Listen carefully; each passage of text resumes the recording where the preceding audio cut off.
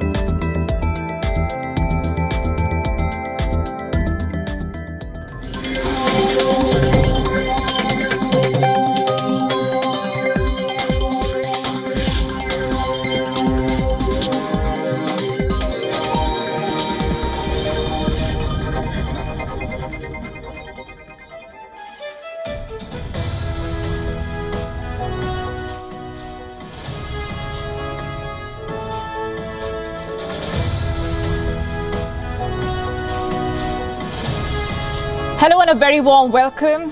My name is Molly Kampir. We are coming to you live from the WION headquarters in Noida, India. And this is Gravitas with a new look, but the same old spirit. Let's get started.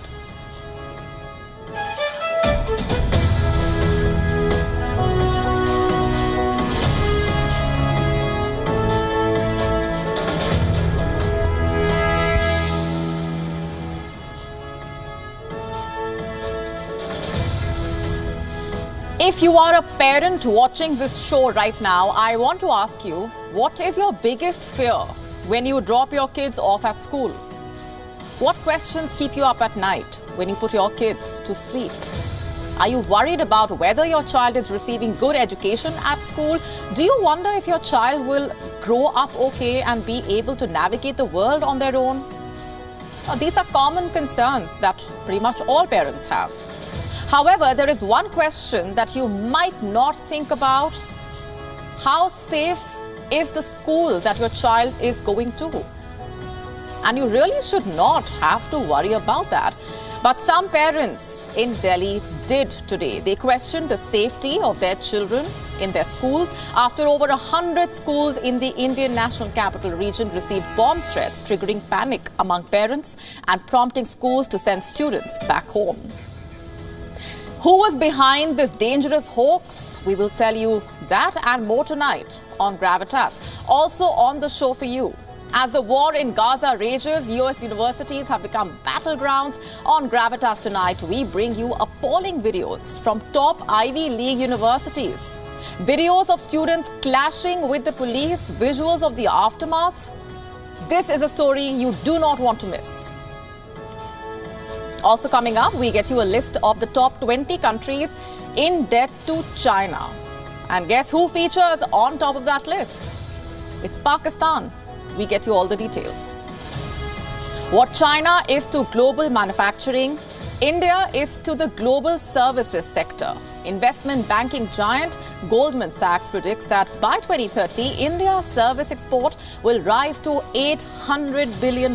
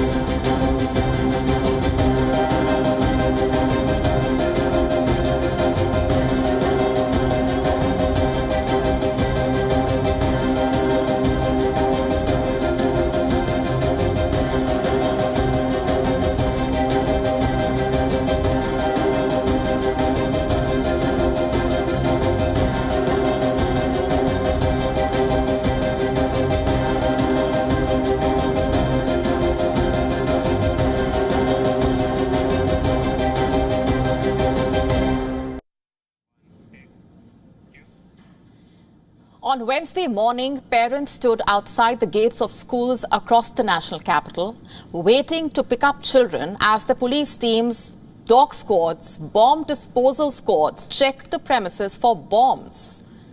More than 100 schools in Delhi NCR received bomb threats. We received a message and got a call from the school saying that there was an emergency issue. They asked us to take our children home as soon as possible. Yes, the police have arrived. The school took a very prompt action. After it received email, all the children have been securely removed and everybody is safe. Delhi police conducted thorough search operations but did not find anything suspicious. The Indian Home Ministry called it a hoax. Similar threats have been sent to Delhi schools in the past, but they have turned out to be hoaxes. On Wednesday, once the police confirmed that the threats were a hoax, the police counseled the children and the parents alike not to panic. Meanwhile, the schools handled the situation calmly. You see, it turned out to be a hoax, but the mere thought of explosives on a school campus had caused panic and anxiety. As the news spread rapidly, even those schools that did not receive any threat sent their students home early as a precautionary measure. But who was behind this? Who would do such a thing? What was their motive, their end goal? In the immediate aftermath, authorities said that it could be an attempt by certain groups to keep the security forces busy and create panic. Still, the security forces were not taking any chances. What has the investigation shown so far? Initial investigation indicates that the bomb threat mails could have been sent from outside the country. The Delhi police suspects that the IP addresses may have been masked through VPN. Certain reports suggested a single IP address was used to send hoax emails to schools. As per reports, the email address used for the mail had a Russian domain. So, what is the police saying? They say they have traced the origin of the threat emails, a case has been registered, and an investigation is underway. While the probe continues, police across the national capital region in Delhi, Noida, Gurugram assured parents that the schools were safe. They also appealed to the general public not to panic. The Delhi LG, meanwhile, has promised that the miscreants will not be spared. I want to assure the people of Delhi that Delhi police is fully prepared and we will try to prevent any untoward incident from happening. Delhi police has found out from where these emails are coming. Investigation is underway. All I would like to say is that the culprits will not be spared and will be given strict punishment. Meanwhile, the Delhi Education Minister Atishi described the situation as unfortunate. She said, and I'm quoting, schools will be closely monitored and schools will function normally tomorrow onwards. And as the incident unfolded, many questions arose regarding how best to deal with hoaxes and provocation threats. The situation has caused a lot of concern among parents who are urging schools to take action to improve on-campus security. Some parents have even gone so far as to contact schools directly, requesting that they install metal detectors as a way to prevent any potential incidents from occurring. Meanwhile, others are calling for the school authorities to ban the entry of outsiders as they feel that this will help to reduce the risk of any security breaches. To begin by asking you to share with us the details of how many schools received this email threat and where all are they located? We have more than 120 PCR calls where the schools had approached the control room. In addition to that, because the schools have a very good relationship with the local police also, many of them had reached out to the local police. The data is still being collated. Many of the schools have just now checked that some of the mails were in the spam folder, so they were not even aware they have received a mail. So it's an ongoing thing that is going on. I don't have the exact figures though, but they will be more than 150, I guess. There are also reports talking about an ISIS link. What can you tell us about all of that? See, when we receive these kind of informations where, there is a threat, immediate threat to the safety and security of people, then our immediate response is to ensure whether the threat has any credibility or not and how we can avoid any untoward incident. So that was done by local police by responding to these calls and ensuring that, checking the premises to ensure that there is no such device or there is no threat to life. The second aspect is investigation. For that, FIR has already been registered and investigation has started. The special cell of Delhi Police is fully equipped with technology as well as experience to handle such cases. So they are investigating the case. It is still the beginning, so I will not be commenting on the ongoing investigation. But we are very capable of reaching to the bottom of this, and we will be shortly giving you the details as and when we get to the bottom of it. Right. Just looking at the scale, the number of schools and the manner in which things unfolded, would you say that this was a well-coordinated move? Definitely, on the face of it, it appears to be a coordinated attempt to create chaos. Because never in past I have put in a number of years in the service now, I have not seen such a concerted effort of reaching out to so many schools at a single time on a particular day. So again, it is obvious that it was meant to create panic and chaos. So of course, that is that's how primarily it appears to be. However, investigations are going on, and shortly we will know the reason, who is behind it, why it was done. So that will come out during the investigation. Right, and would you also say that this was perhaps aimed at shaking things up or creating disruption during the election? Again, it's a matter of investigation. I think we should wait up to see what comes into light, why someone did what they did, whether it was one particular person or a group of persons who have done it. So it's better to wait for the investigation to unfold the real reasons. Right now, we can only prophesize, we can only say on the face of it. So for exact things, we need to wait for the investigation to unravel the truth. Sure, we understand security has been beefed up across Delhi in different parts. What more can you tell us about that? We are constantly in touch with the school administrations as well as, about the security of the city. We are always on high alert, especially with the elections around the corner more so. So we have sensitized the market associations. We are reaching out to RWAs. And again, as I said, with the school administrations also, whether they have received a threat or not, we are reaching out to them to ensure that they have security protocols in place. And, there is some kind of ingress and outgress system where they can keep check on who's coming and who's going out and what is being brought into the school, so that we are prepared for any eventuality. Today, it was a mail. So we want to be prepared that nothing should go wrong, because it is again a question of safety and security for children. All right, sure, I understand. Lastly, what would your message be to the parents, to the teachers, to the educational institutions overall, and to the people of Delhi at this point?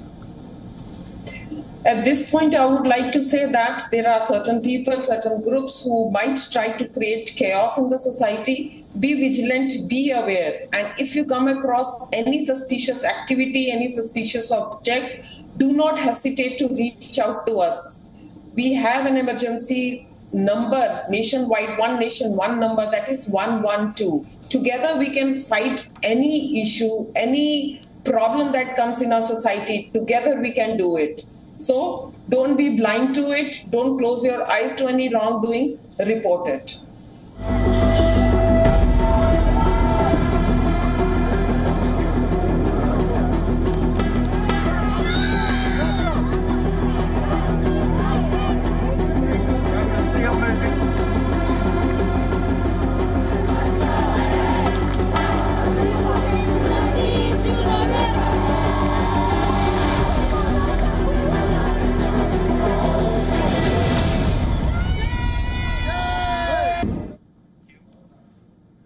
The war is raging on in Gaza, but university campuses in the United States have become battlegrounds.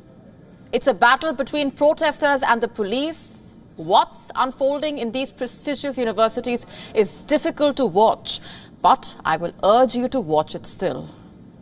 The visuals on your screen are from the University of California. It was captured by an eyewitness. Just look at the chaos. Fireworks were thrown at Palestine supporters' encampments.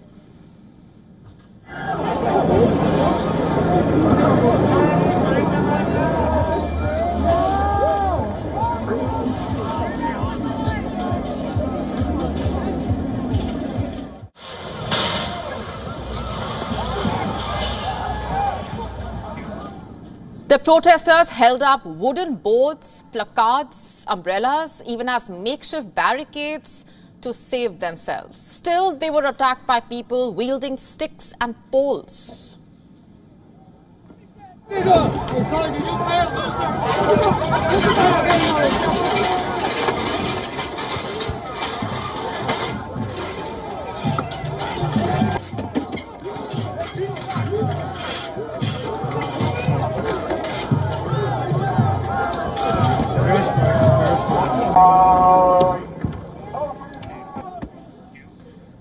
And just a day before this, the riot police were seen brutally pinning down the students and taking them away.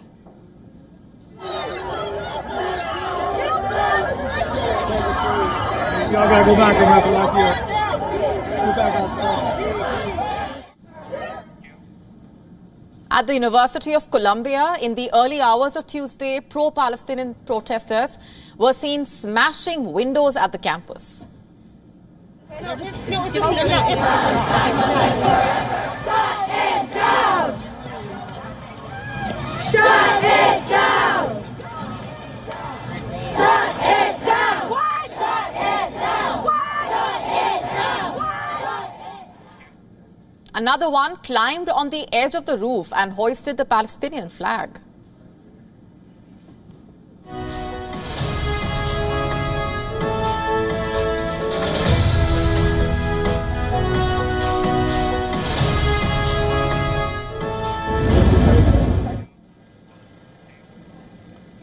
As the night fell, New York City police officers prepared to enter the university grounds.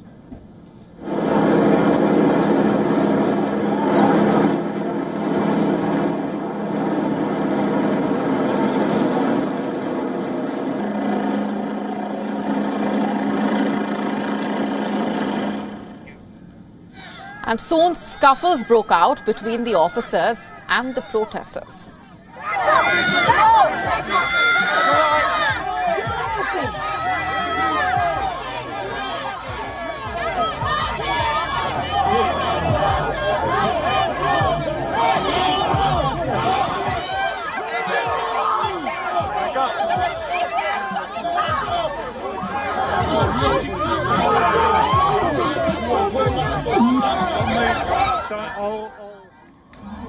Dozens were arrested, and soon helmeted police officers in tactical gear lined up on a ladder to climb through a second-story window. They accessed the academic building, Hamilton Hall, that protesters had seized and occupied. We're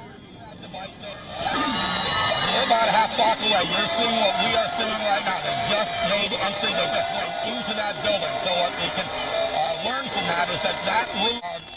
Help clear the chairs while these guys go help you get through.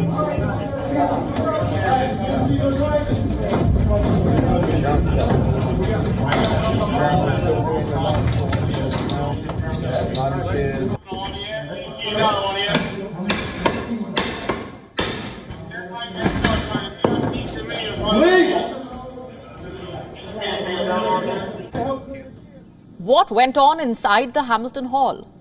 You can judge for yourself. The aftermath looked something like this. An eerie calm had fallen down. Smashed windows, broken furniture were all that was left. All the protesters had been either arrested or shooed away. Yeah, they got a lot of that one TV right now. Yes, I'm here. On the instance, create camp staff. On the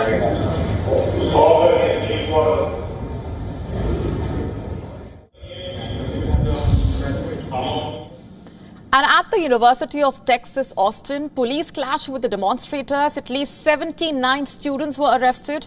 Later, many also protested in front of the Travis County Jail. You see, this is what has been going on in the American Ivy Leagues for the last few weeks now. Students are coming out to voice their support for Palestine, but they are falling prey to brutal police crackdown.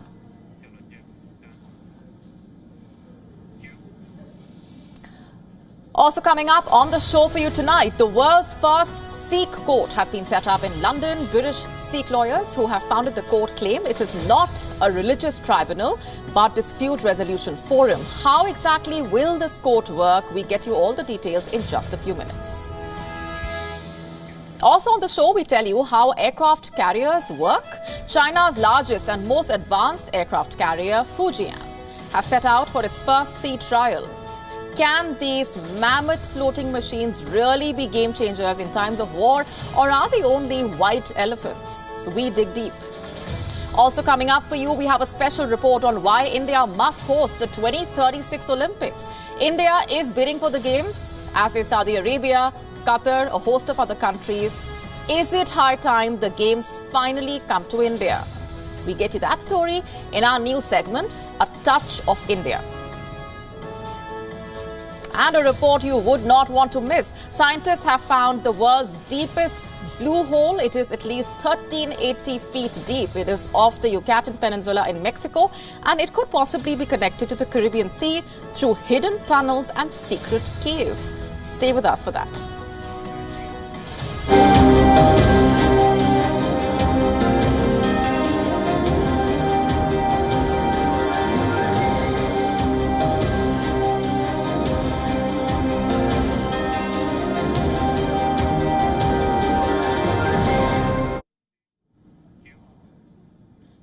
How does cash-strapped Pakistan get by? By begging for funds from China, it seems. According to the World Bank, Pakistan tops the list of countries indebted to China. How much does it owe exactly? $26.6 billion. Let me just say that again. Over $26 billion. This is way more than other countries in comparison. Here's how the list goes. Like I said, Pakistan is at the top. Angola comes in second with $21 billion. Sri Lanka at nearly $9 billion. Ethiopia at $6.8 billion. Kenya at $6.7 billion. This data is as of 2022. Now, this has been the trend for the last few years. When Pakistan has needed funds, China has not disappointed. Earlier in the year, in fact, China vowed to help Pakistan overcome its foreign debt woes. Recently, it also rolled over $2 billion in debt as the payment date neared. This was equal to about a quarter of Pakistan's central bank reserves, which stood at around $7.9 billion in March. According to China, it accounts for 13% of Pakistan's total foreign debt. But according to the International Monetary Fund, the figure stands at 23%. Pakistan is also among the top recipients of China's infrastructure and energy investments. According to reports, in fact, the China-Pakistan Economic Corridor is estimated to be the largest partnership of Beijing's Belt and Road Initiative. It was launched back in 2013 with more than $45 billion in planned investments. And over time, it grew to more than $62 billion, out of which at least $25 billion have been invested in Pakistan. But the thing is, these so-called investments are largely shrouded in secrecy. They do not come cheap.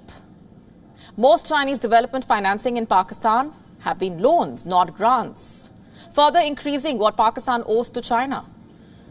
I think my point here is clear. Islamabad has been heavily dependent on Beijing. But wait, I'm not done yet. There's another report that claims the actual debt figures are much higher than those of the World Bank. This one was released by Aid Data, a research lab at the College of William and Mary in the US. It came out last year. It claimed that Pakistan owes almost $69 billion to China.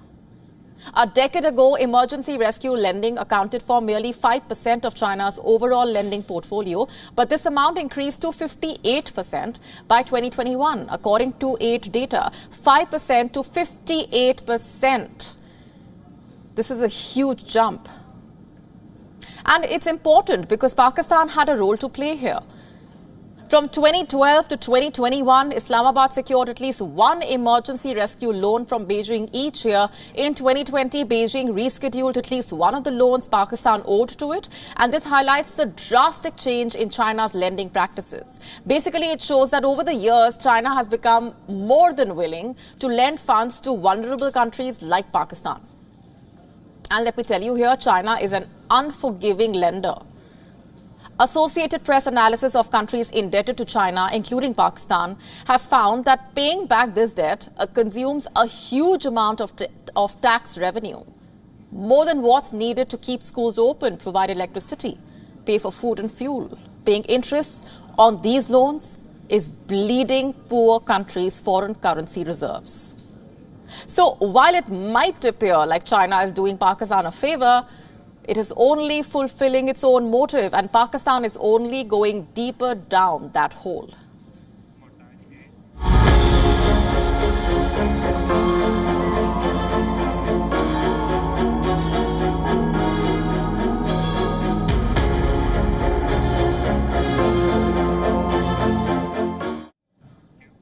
We now tell you about the world's first Sikh court. Yes, a Sikh court. Where is it based? What is the purpose? Why was it set up? How exactly will it function? Our next report getting you the complete story. The world's first Sikh court has been set up in the UK. You heard that right, the world's first Sikh court. This report by The Times says the Sikh court was launched last weekend at a ceremony at the Old Hall at Lincoln's Inn in London. British Sikh lawyers came together to set it up. Nearly 50 prominent Sikhs got together to mark the formation of the court. So, what's the story here? Why was this Sikh court set up? The court can provide alternative dispute resolution, helping to settle family and community arguments. Basically, this new court will serve as a dispute resolution forum.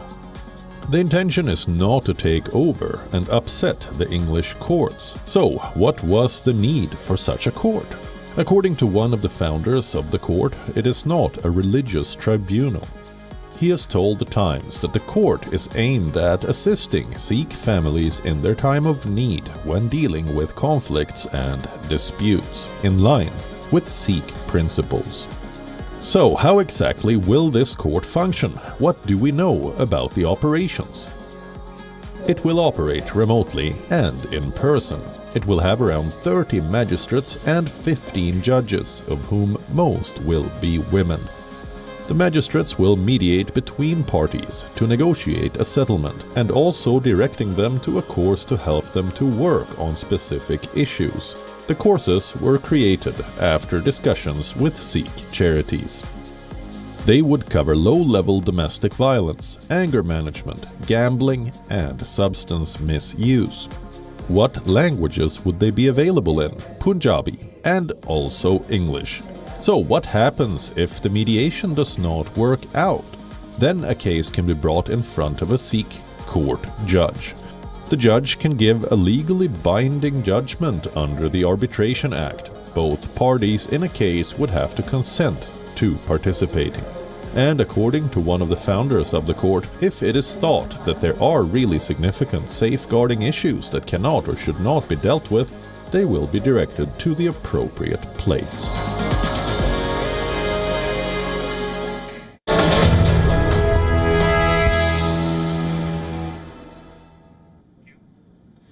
Let's now shift our focus to the great power competition between China and the United States. China, you see, is flexing its muscle at sea by sending its next-generation warship on sea trials. The Fujian is China's most advanced aircraft carrier. It is equipped with state-of-the-art technologies and is supposed to be Beijing's answer to the U.S. Navy's mighty carrier, USS Gerald R. Ford. But is the Fujian really a match for the American carrier? China already has 3 aircraft carriers. Does it really need more? And why are aircraft carriers so important?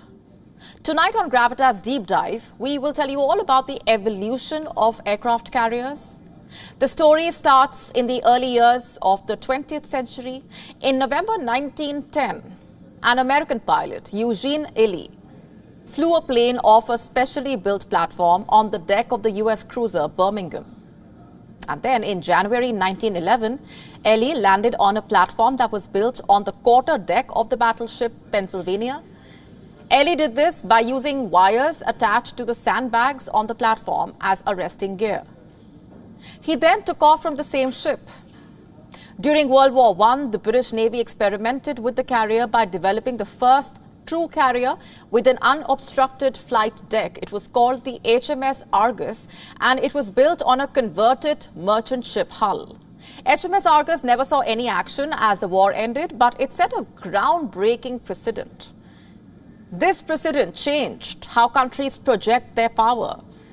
The US and Japanese navies quickly followed the British example. In March 1922, the USS Langley became the first American carrier to join the fleet. The Japanese carrier, the Hoax, entered service in December of the same year. The Hoax was the first carrier designed from the keel up, as such, marking a significant milestone in naval history. Let me now tell you a little bit more about aircraft carriers. Simply put, they are airfields on the sea. They have special features due to their size and location. The ship is turned into the wind to increase air speeds over the deck, making it easier for planes to take off and land. Additionally, catapults on the flight deck help launch planes, and hooks on the planes engage wires on the deck to stop them quickly upon landing. The island on the carrier is where the control centers are located. Radio, radar, visual signals guide the planes when they land. And that is how these powerful ships operate. I'm sure you know about Japan's Pearl Harbor attack. On December 7, 1941, Japan staged a surprise attack on the U.S. naval base in Hawaii. It decimated America's Pacific Fleet, as a result of which America entered the war. Japan's attack by carrier-based planes showed the world the potential of aircraft carriers. After the war, aircraft carriers had larger size and armored flight decks. Even after 100 years, the dominance of aircraft carriers remains unparalleled. Jet-powered airplanes started to emerge towards the end of World War II, and this led to innovations in the design of the aircraft carriers. Innovations like the use of angled landing strips. These angled strips would lift approximately 9 feet off the ship's main axis. It basically allowed for a safer landing. And some of the most notable aircraft carriers of World War II are the USS Enterprise, the HMS Ark Royal, and Germany's Bismarck battleship. And then 34 years after Eugene Ely's warship aircraft landing in 1911, British Royal Navy's Eric Brown became the first person to take off and land on an aircraft carrier in a jet aircraft. On December 3rd, 1945, he flew a de Havilland Sea Vampire to HMS Ocean, where he landed and then took off again. Eric Brown is the most decorated pilot in the history of the Royal Navy. In the 1950s, the invention of the helicopter led to the invention of a new type of aircraft carrier, the helicopter carrier. These were smaller as they only needed space for vertical takeoffs. Which brings us to the nuclear age of carriers. You see, after World War II, the nuclear age brought on further innovations in aircraft carriers. Take the example of USS Enterprise. Nuclear reactors were installed in warships, and these reactors allowed the ships to operate for a much longer period than they were previously capable of. And you know what that means? It means large-scale missions far from home became more feasible. The nuclear reactor, in fact, was one of the main innovations that brought us to the modern aircraft carrier. Now, these aircraft carriers are called supercarriers. The Nimitz-class carriers of the U.S. Navy are among the biggest aircraft carriers today. Supercarriers use state-of-the-art technology, including unmanned drones, 3D air search radar, Sea Sparrow missiles. Today, some of the best aircraft carriers of the world are US's Gerald R. Ford class, US's Nimitz class, UK's Queen Elizabeth class, Russia's Admiral Kuznetsov, China's Liaoning, and India's INS Vikramaditya and INS Vikrant. The world's largest aircraft carrier today is the USS Gerald R. Ford. Before China's next-gen Fujian, the USS Gerald R. Ford was equipped with new electromagnetic aircraft launch systems. It has a 78-meter wide flight deck. It can carry over 75 aircraft and over 5,000 personnel. Countries can order their aircraft to do anything they want, including ordering it into combat. You see, in today's world, an aircraft carrier's job includes airstrikes against terrorist groups and also dropping guided bombs on enemies. But combat is not the only mission aircraft carriers are used for. They are also used for humanitarian assistance, disaster relief missions. They are also an instrument of intimidation. Aircraft carriers allow a country to project their military power.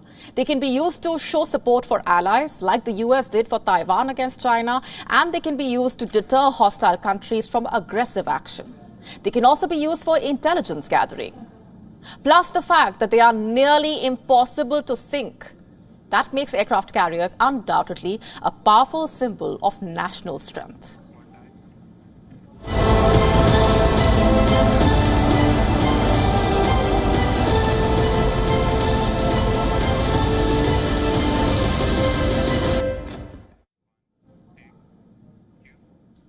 What China is to global manufacturing, India is to the global services sector.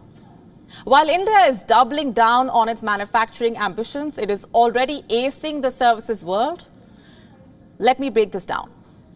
Investment banking giant Goldman Sachs says services sector exports will comprise at least 11% of India's GDP by 2030. That's up from less than 10% or 9.7% to be precise of the economy right now. India's services exports have grown faster than the global average since 2005. The exponential growth in services exports can be seen through this graphic on your screen. India's services sector exports are likely to reach $340 billion by 2030. That, however, is not the full story. Between 2005 and 2023, the service sector exports have risen 6 times, from just $53 billion in 2005 to $338 billion in 2023. In fact, India's share in the global pie also has doubled in the last 2 decades, from just 2% in 2005 to 4.6% in 2023.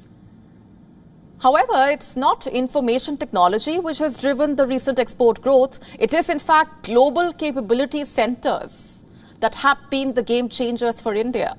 Goldman Sachs notes that these centers have generated revenue worth $46 billion in 2023 while employing 1.7 million people. The growth in the services sector has also helped India cushion itself from external shocks. And this has helped the rupee to remain largely stable while the world faces runaway inflation. The global acceleration in services sector also is a major factor in India's rise as a services hub. The newly set up Gift City in Gujarat is all set to provide more support to the sector. Strong service sector-led export growth will also keep India's current account deficit in check. But a tech-poor talent pool could hinder India's rise to the top.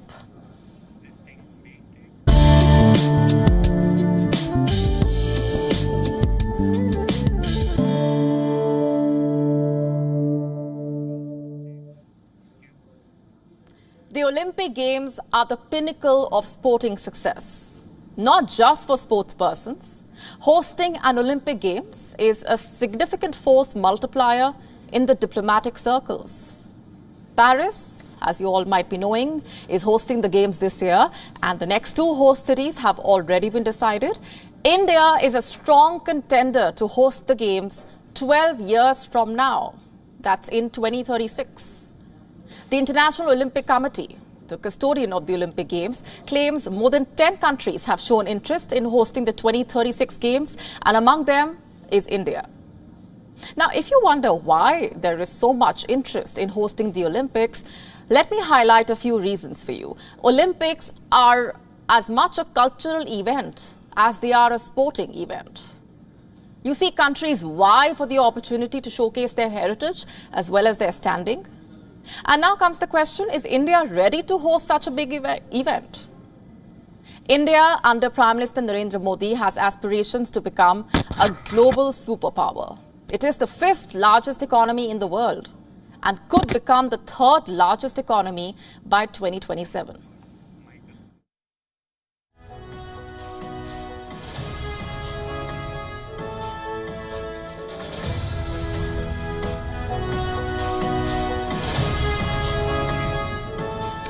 The Indian elections are ongoing, and the incumbent BJP government has promised in its manifesto that it would back the Indian Olympic Association's bid for the 2036 Games.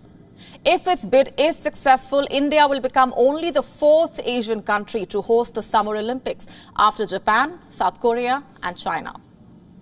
In fact, India has won 35 medals at the Olympics since the 1900 edition. The COVID-delayed Tokyo Games proved to be India's best showing ever. Neeraj Chopra won gold in the men's javelin as India bagged 7 medals in the Japanese capital. From an economic standpoint, host countries often stand to lose more than they can gain. Both Greece and Brazil have borne the brunt of hosting the Olympics. The 2004 Athens Olympics acted as a catalyst for the economic crisis that Greece underwent from 2007 onwards. Rio de Janeiro was the venue for the 2016 Games, and to this day, a large part of the infrastructure built to host the Games remains unused.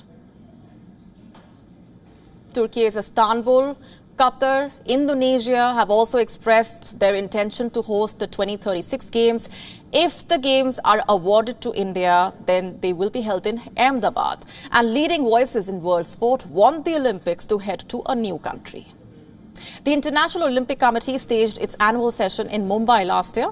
The vibrancy of India's culture and the famed Indian hospitality floored the IOC members. Well, the IOC generates significant revenue from the sale of broadcast rights. The Indian market is untapped, and that is why cricket is going to make its debut at the 2028 Games in Los Angeles. And Indian Olympics also gives the IOC the chance to sport wash its recent track record.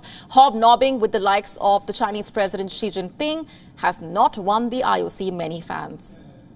The world has realized India's potential. It is time for the IOC to do that as well. Incredible India is ready to welcome the world.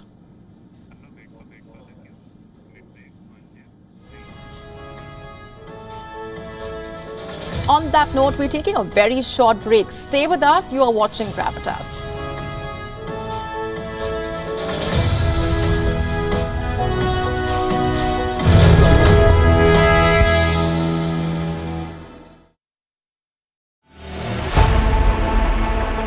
Know more, understand better, think ahead. Hello and a very warm welcome. You are watching Gravitas with me, Molly Gambhir.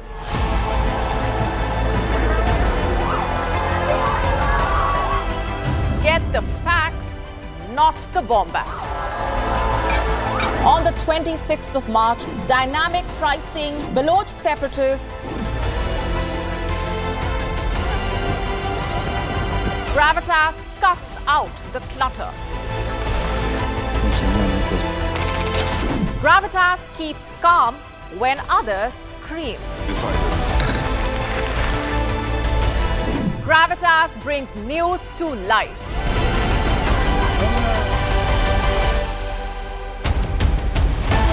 Weekdays, 9 PM IST, 3:30 PM GMT. Gravitas. Seeing is believing.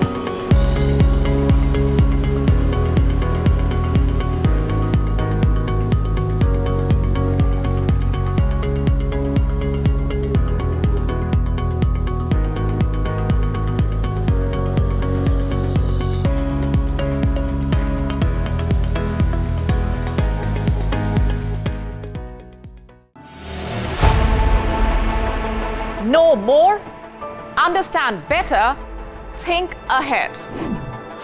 Hello and a very warm welcome. You are watching Gravitas with me, Molly Gambhir.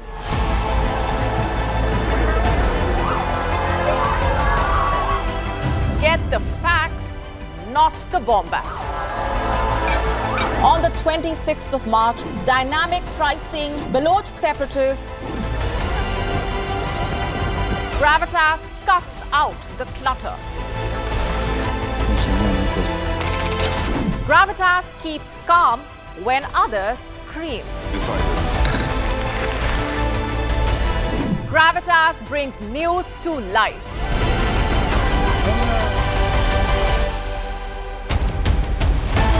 Weekdays, 9 PM IST, 3:30 PM GMT. Gravitas. Seeing is believing.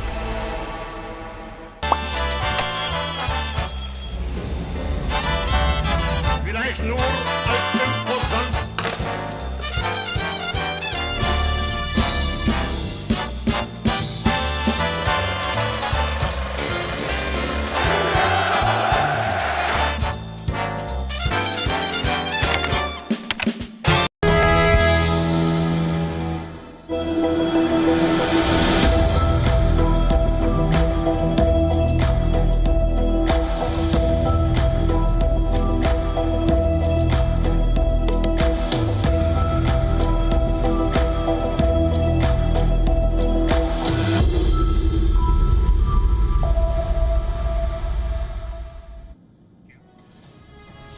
Welcome back. Thanks very much for staying on with us. You are watching Gravitas.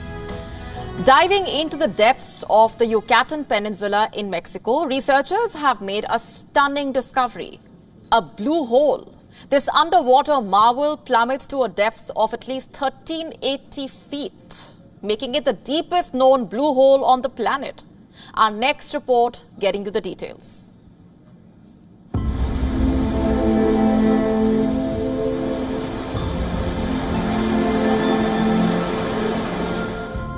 In the depths of our oceans lies a natural wonder known as a blue hole. It's mysterious, it's captivating, and it's also intriguing. Blue holes are submerged vertical caves or sinkholes located in coastal areas where the underlying rock is composed of soluble materials like limestone, marble, and gypsum. They develop as surface water seeps through the rocks, eroding minerals and expanding fractures. This leads to eventual collapse of the rock structure. The blue hole in Mexico is much deeper than the Dragon Hole or Sancha Blue Hole identified earlier in the South China Sea. That was 990 feet deep. According to a study published in the Frontiers in Marine Science, a team of scientists in 2023 embarked on a scuba diving expedition to analyze environmental conditions prevailing at the Tamja Blue Hole. As scientists probed deeper, they found fascinating layers within the blue hole below 1,312 feet. They encountered conditions similar to those of the Caribbean Sea and nearby coastal reef lagoons. This hinted at possible connections to the ocean through hidden tunnels and caves. Initial measurements of the Tamja Blue Hole were taken using an echo sounder, but the instrument's limitation hindered precise measurements of its depths. Even the CTD instrument deployed for recent work failed to reach the bottom and was unable to operate down to depths of 1,640 feet. Despite lowering the profiler to this depth, the cable may have encountered underwater currents or obstacles. This halted its descent at 1,380 feet. Undeterred, the scientists are poised to unravel the mysteries of the Tamja Blue Hole further. Their next endeavor is to decipher its maximum depth and explore the possibility of it being part of a vast interconnected system of caves and tunnels beneath the ocean's surface. With each discovery, the allure of these underwater wonders grows stronger, reminding us of the boundless mysteries that await exploration beneath the majestic waves. Bureau Report, WION, World is One.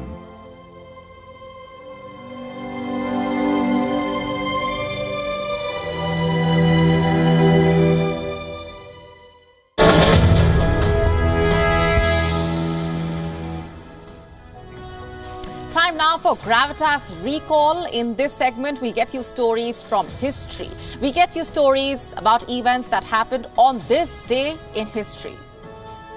It is the 1st of May, 63 years ago, on this very day, Cuban revolutionary leader Fidel Castro declared Cuba a socialist country and banned multi-party elections.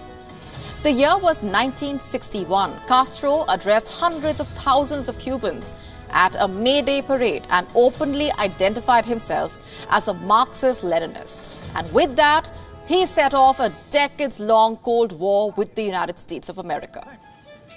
Now, this came just a month after the failed US-sponsored invasion of the island, which was dubbed the Bay of Pigs operation. The invasion force of some 1,300 men was quickly crushed. In the days that followed, thousands of anti-Castro rebels were confined in makeshift prisons. Hundreds were later executed.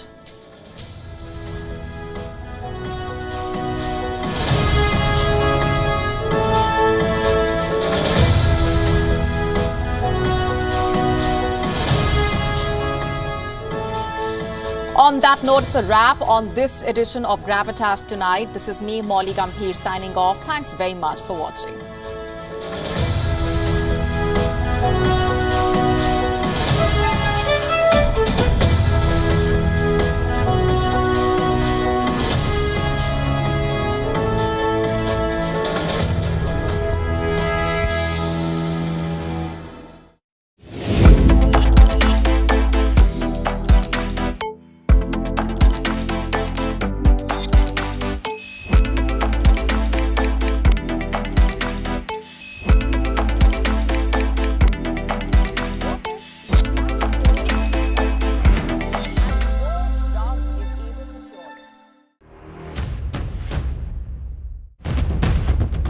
Economic turmoil and global unrest have cast a shadow over President Joe Biden's approval ratings. The rockets are continuing to be fired by Hamas in Gaza, although at a slower rate than previously. So, right now, we are with the volunteers from the Aleppo Municipality.